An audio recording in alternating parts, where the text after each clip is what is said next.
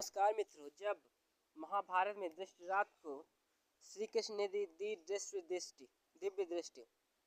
महाभारत का युद्ध पांडवों और कौरवों के बीच लड़ा गया था। पहले वनवास और फिर अज्ञातवास पूरा करने के लिए पांडवों ने जब राज्य में हिस्सा मांगा तो दुर्योधन ने जमीन का एक टुकड़ा तक दान देने से मना कर दिया। दुर्योधन के अंदर काफी अहंकार आ गया था। उसने साई की नोक के बराबर भी भूमि देने से मना कर दिया था, जिससे परिणाम स्वरूप महाभारत युद्ध लड़ गया। ये युद्ध कितना विनाशकारी होगा इसका अंदाजा किसी और को नहीं था बजाय भगवान श्री कृष्ण को। श्री कृष्ण युद्ध की विभाजित पर पहले से ही अभ्यास था। ऐसे में उन्होंने युद्ध टालने का अंतिम प्रयास किया। श्री कृष्ण ने पांडवों के दूत बनकर दुर्योधन को समझाने के लिए हस्तिनापुर पहुंचे।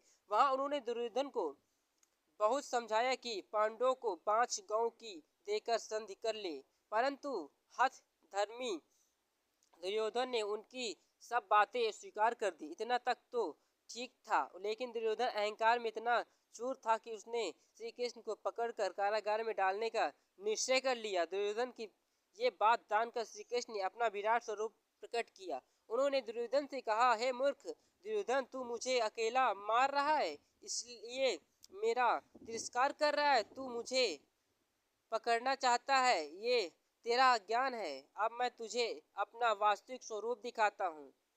इसके बाद भगवान शिव ने अपना विराट रूप धारण कर पूरे ब्रह्मांड को चकित कर दिया। श्री कृष्ण ने के इस विराट स्वरूप में विद्युत के समान क्रांति वाले तथा अंगूठ के बराबर छोटे शरीर वाले देवता आग की लपेट में छोड़ने लगे।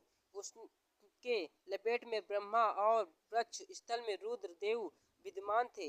समस्त लोकपाल उनकी भुजाओं में स्थित थे। उनका मुख से अग्नि की लपेट निकल रही थी।